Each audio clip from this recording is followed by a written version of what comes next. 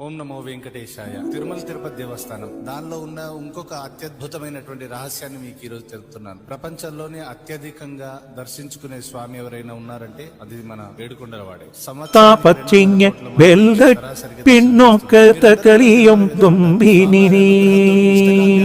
తీరుతుంటాయి. కానీ దానిలో ఉన్న ఇంకొక అత్యద్భుతమైనటువంటి రహస్యాన్ని మీకు ఈరోజు తెలుపుతున్నాను. ఒక్కసారి నేను చెప్పినట్టుగా మీ యొక్క యాత్రను ప్లాన్ చేసుకోండి. ఇలా వెళ్ళి వచ్చిన తర్వాత మీ జీవితంలో